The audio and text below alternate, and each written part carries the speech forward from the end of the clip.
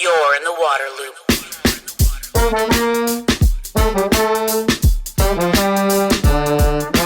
Water loop. Welcome to Waterloop, the nonprofit news outlet exploring solutions for sustainability in water. I'm the host, Travis Loop. For this episode, we are going in the newsroom with Camille von Kaenel of Politico. She is their California environment reporter.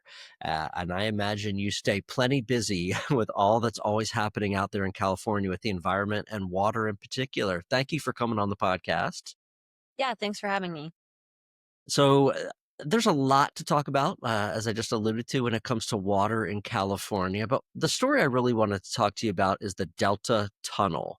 And there's a lot to dig into here. But could you kind of first start by giving folks an overview of what the concept is? This Delta Tunnel or Delta Conveyance Project has been out there for quite some time and taken a lot of twists and turns. What's the general concept here? Yeah, so I think to understand this, you have to understand that, and maybe your listeners already do, but in California, most of the precipitation is in the northern part, and then most of the population is in the southern part. So the state transports that water through a complex system of canals from Northern California to Southern California through the Sacramento-San Joaquin Delta. And so that system is already in place. Now, for many decades, various governors have taken up this idea of installing more canals or more tunnels, or there's been various forms to route more water around the Sacramento-San Joaquin Delta from Northern California to Southern California. And so, yeah, this project has had sort of several iterations. The most recent one is one endorsed by Governor Gavin Newsom called the Delta Conveyance Project. And the idea is to capture lots of precipitation in the north and send it to mostly Los Angeles in the more southern part of the state. Yeah, I was looking at your story and looking at some of the maps to have a better understanding, just kind of geographically of how this would work. So it would kind of be if I'm correct, plugging in, if you will, to like the Sacramento River, and really pulling water and then connecting 40 or 50 miles away to kind of some of the existing infrastructure. Is that correct? Yeah, that's right. So the current iteration of the project would be one tunnel that would be around 45 miles long. It would plug in where the water is coming down into the delta and then route around the delta and then plug into the state water project, which is this system of canals and aqueducts that then distributes the water to member agencies, including the Metropolitan Water District of Southern California, which is the really big one that serves 19 million people in and around Los Angeles, but also a few other municipal water agencies and agricultural water agencies. Mm. And what's the current price tag on this project? I think it's a fun number. Yeah, the latest price tag is $20 billion. Yeah, And that's billion, everybody, with a yeah, B, just to be clear. California, it's always B's and not M's. Oh, good point. Yeah, so it's a pretty massive price tag, and I think what's key to understand here is that the beneficiaries of the project, which would be these water agencies, and Metropolitan is the biggest one, so it's the one I'm going to keep bringing up as an example,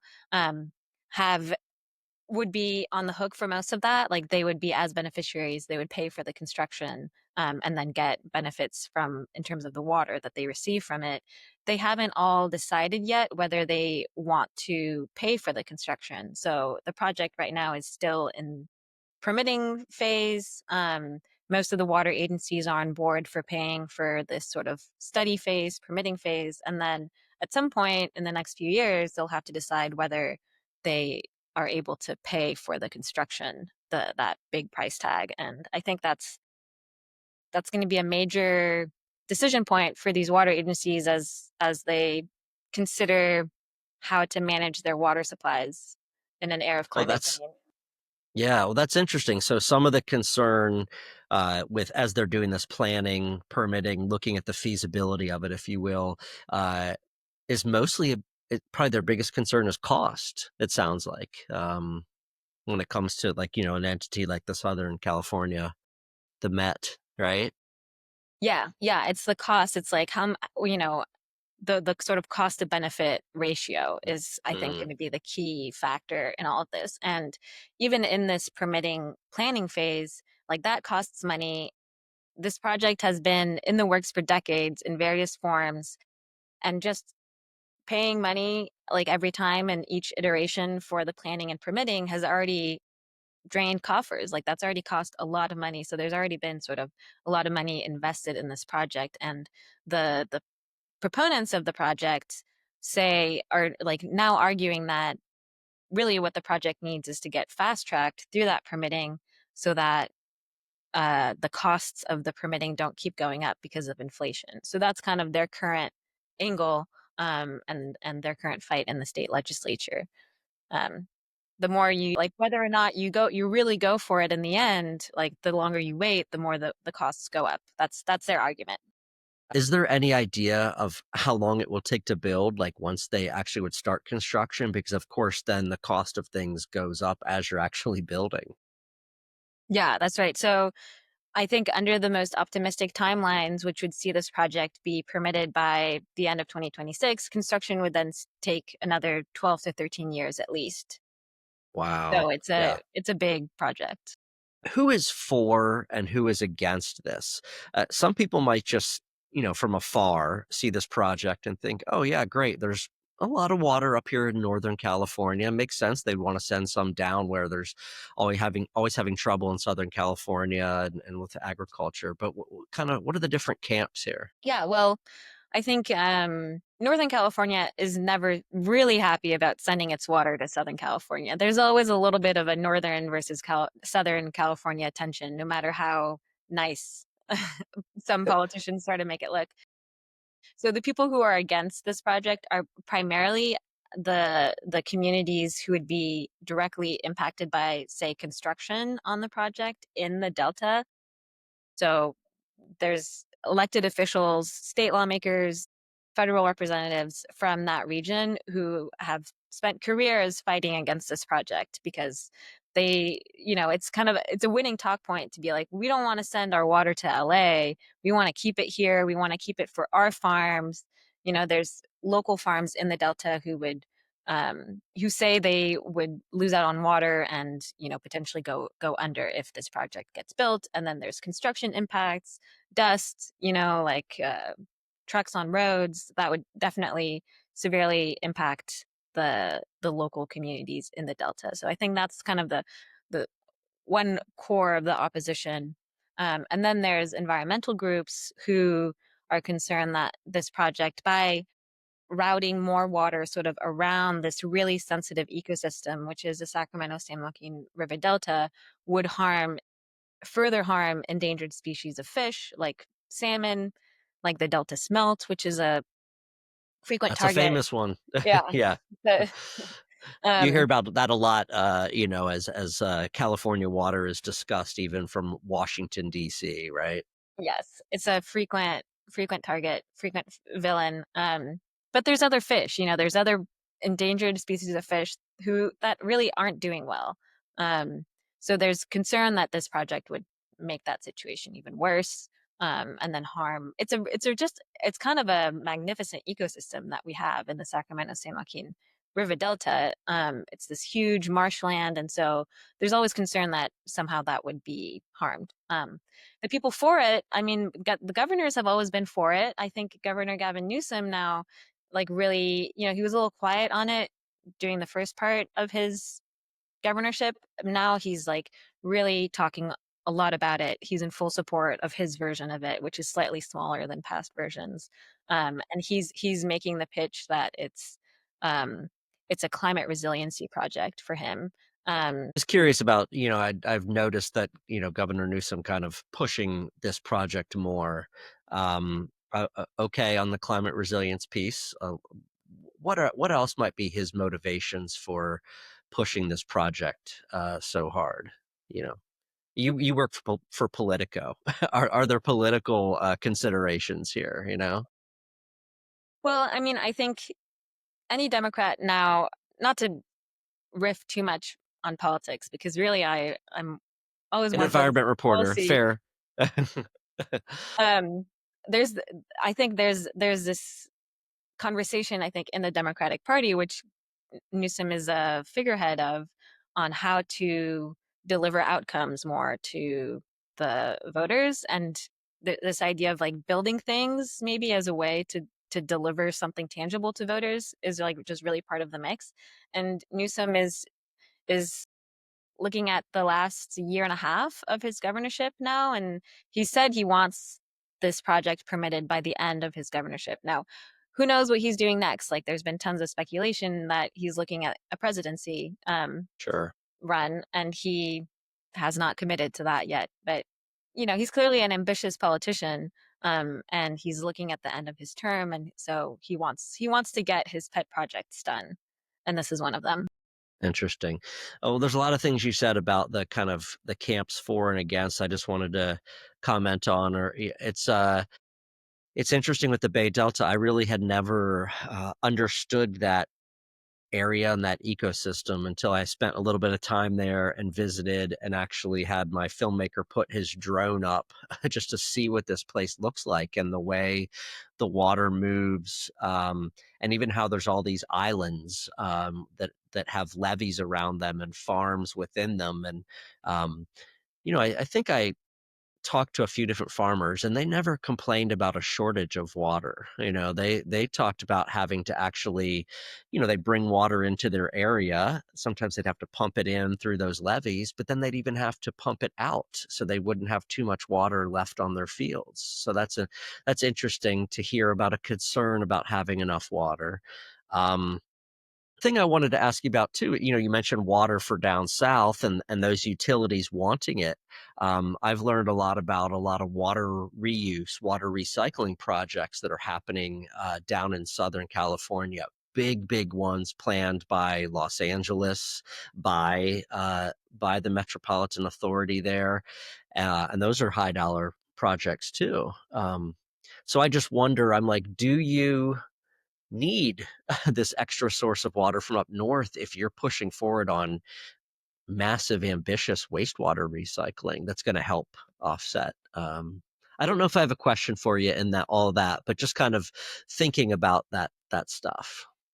Yeah, I Any, mean, I think that's sort of like the core of the issue here, is that Metropolitan is going to have to make a decision probably at some point between investing in pure water, their water mm, recycling project, and investing in the Delta Conveyance project. Like, they're in a budget hole right now because they've been, or Southern California has been so successful at conserving water that Metropolitan's water sales have come in under expectations, so they're not selling as much water. They're not making as much money. They're in a budget hole. These are two hugely costly projects that are kind of like coming along at the same time. And so at some point, like, they're gonna have to come to terms with, like, can they do both at once? Do they want one instead of the other? Do they stagger them? Do they need both, or do they even need either of them? Um, and that's all gonna come together probably in the next couple of years.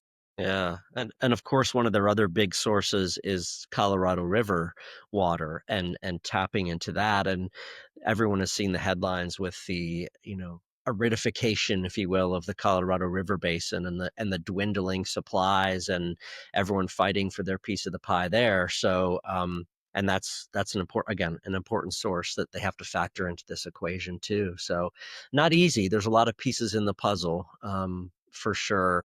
And then going back to the communities in that area, I guess it's not like one of those 1 year, 2 year construction projects where it's like a nuisance. You're talking about over a decade. We know how construction projects go too, right? 12, 13 years turns into 14, 15 very easily.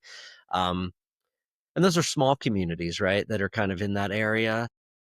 That's right. I mean, it sounds like you've been out there. It's really Yeah. fascinating to visit, and I visited a handful of times, and I hope to visit more, honestly. But there are these sort of there's like really cute little historic communities, some of them um, with like a history of immigrant workers, and it's this is like the most important issue for them is maintaining their community. And it seems like a lot of times, in situations like this, the tiny communities kind of they get swept aside, right? It's like, well, they're just gonna have to deal with it because this is bigger than them, but they're making their voice heard for sure. So what's next here? What are there, like, decision points? Like you said, Governor Newsom wants this permitted by the end of his term, a year and a half from now, but are there any, like, real kind of deadlines or trigger points coming up? Yeah, so I think what's happening most immediately, we're in mid-June right now, which is when California finalizes its budget for the next year. And as part of his budget proposal, the governor proposed to fast track the streamline the permitting for this project, and he needs approval from the legislature to do that. Um, the legislature has declined to take that up so far, but there's a narrow window now from now until the end of the month, where the governor and the leadership of the legislature is negotiating final budget details. So there's a narrow window where it could come back up in that venue. Otherwise, it'll probably, or it could come back up later in the legislative session just as a sort of regular bill instead of a trailer bill on the budget. So there's this conversation in in the legislate in the state legislature, and the state legislature has historically been very opposed to the Delta Conveyance Project. The Delta area lawmakers, and sort of environmentally minded lawmakers have killed sort of similar streamlining measures for the Delta Conveyance Project in the past. Um, has the tide turned? I don't know. Like that's something I'm watching closely because I'm in Sacramento and I cover the state government closely and the legislature closely. The other sort of big thing happening, almost bigger thing happening, is the State Water Resources Control Board, which is a water regulator in charge of water quality and water rights, is currently in the middle of a hearing to consider um, giving this project like a change in water right, which is an absolutely essential part of the process. Um, they're going to Okay. have to come to a decision, and they're currently hearing arguments on both sides from other state officials. Like the main body advancing this project is the Department of Water Resources, which is a state agency that manages the state water project. So they're having to convince the water regulators to give them a water right. Um, so that's what Newsom wants to get done before the end of his Wow. term. Overall, just what's it like for you just covering water in in the state where it is, of all the places I've traveled around the country, California, water seems to be on the public's mind like really like no place else. Maybe Colorado, maybe Arizona, but it's incredible the level of interest, attention, awareness there is around water. There's such tension, right, around water resources. There's pressure to because it's critical for everything. What's it just like, having this as part of your portfolio all the time? Yeah, I like it. I cover other issues. I cover sort of climate issues, energy issues. I cover wildfire, and water, I think, is my sort of like pet interest almost because um, there's so many different interest groups. Like everyone has their own very justified stake in the water resources of the state, and yet there's not enough water to satisfy everyone. So there's just there's no like two sides. There's like 1,000 different sides always to water, and I think that that really fascinates me. I love seeing different groups like fight over water. It's a very political story, but it's not political story that's necessarily always in the state capital. It's scattered among different regions, like power centers in the state. It's like a regional and local story as much as it is a state wide story. So um it's really fun, and I find people in water to be really smart and engaged, and usually open to talking. Well, So the audience loves to hear that you just flattered everybody that listens to I this. know I'm So doing it so that they talk to me. well done. Yeah, and you mentioned it being in these little parts of the state. It's not just a state story; it's local and regional and all that, but it's national too. Like people all around the country see headlines about water in California. So. Well, thank you so much for coming on and talking about the Delta Tunnel. And I encourage people to follow your reporting to keep in touch with what's happening with water and the environment in California. And I hope to chat with you again. Thank you so much. Yeah, thanks for having me. Thanks for the conversation. You're in the water loop.